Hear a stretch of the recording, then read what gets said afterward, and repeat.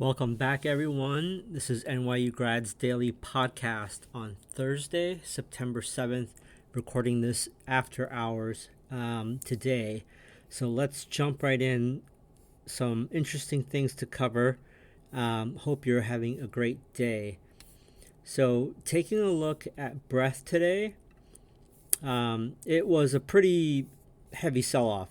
If you guys were not able to watch the markets today, it was kind of a sneaky sell-off if you look at the close, but the Dow recovered some in the afternoon session, and it actually closed green. It was up 57 points, but the NASDAQ is where there was considerable damage. It tried to recover toward the end of the day. It closed down 123 points, or just under 1%. When you take a look at new highs, we only had 65. New lows, 392.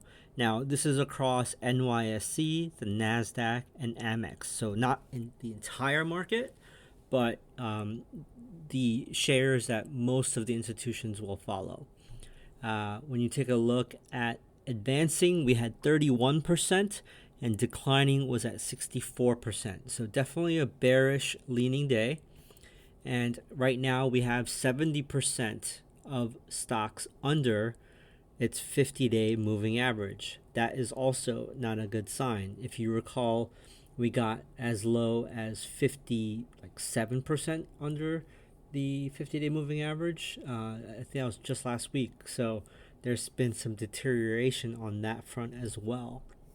When you take a look at the sectors today, it was a mixed bag. Yesterday was the Wednesday session was all red, but today you had utilities leading, real estate bounced, so it was green. Real estate was under a lot of pressure on Wednesday.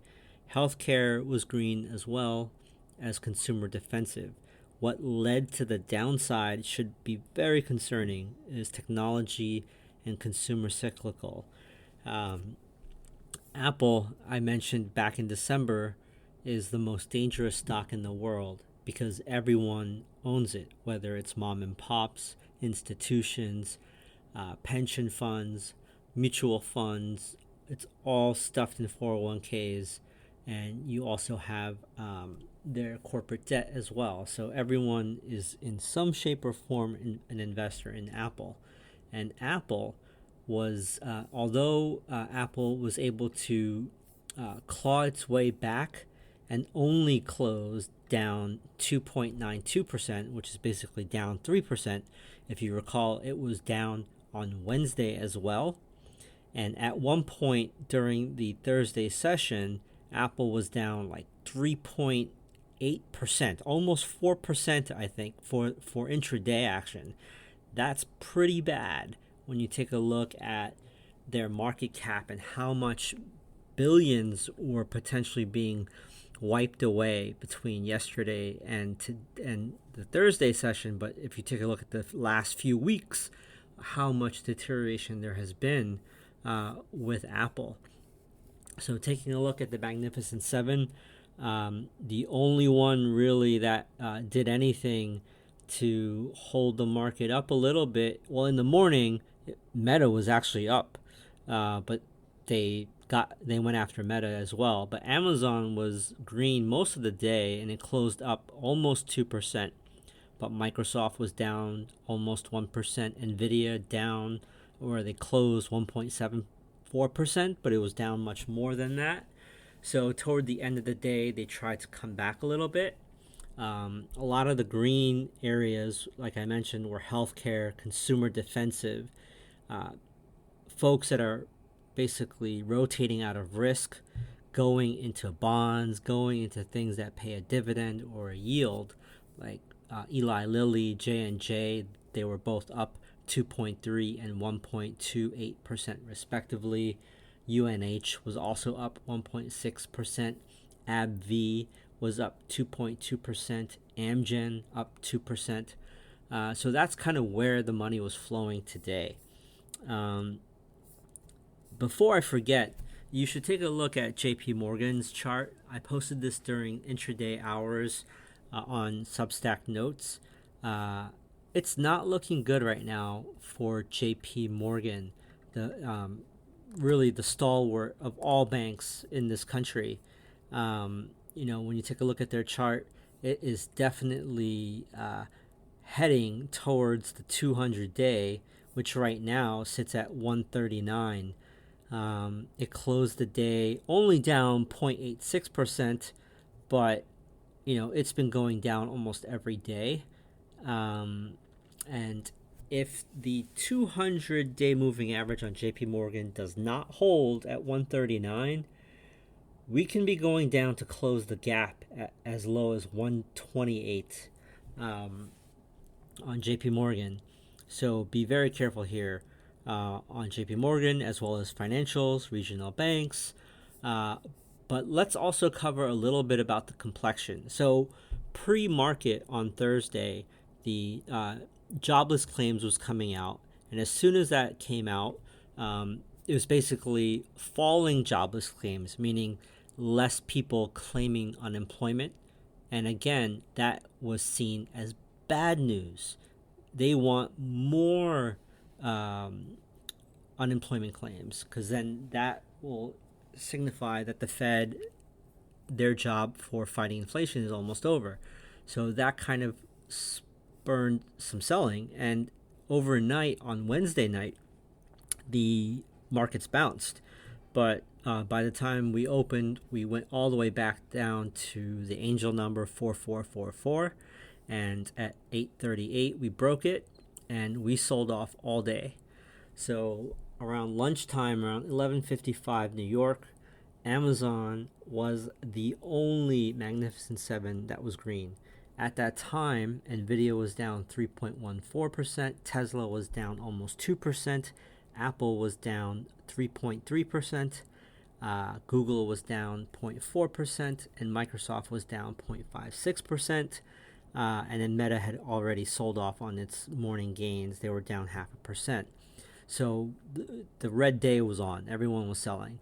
So when you take at 2 p.m. checkup, how are we doing? I typically will look at volume, just empirical volume on specific issues, but also the breadth numbers as well, volume up, volume down.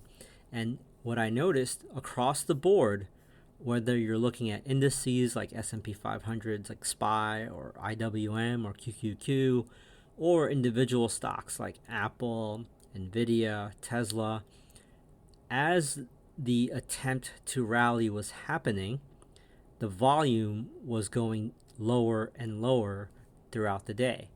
And I noted that this can't last, right? Like, it's either volume has to come back up to the upside to support the buying, or we're going to sell off.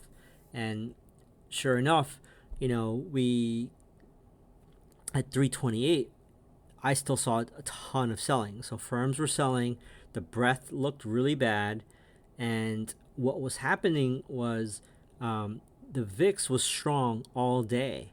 But like right around 3:30, the VIX, I think, was under attack, and it's another way to suppress upside momentum for downside momentum for stocks is selling the VIX.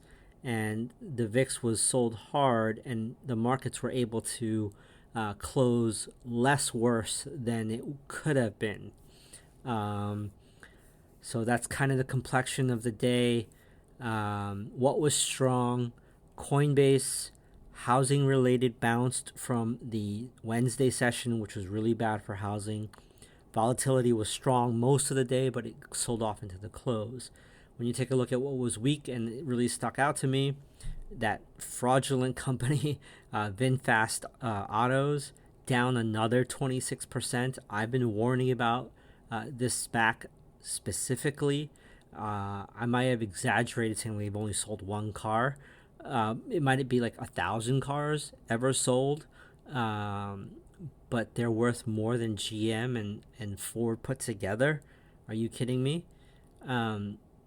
The company C3AI down 12.4%. Las Vegas Sands down 5%.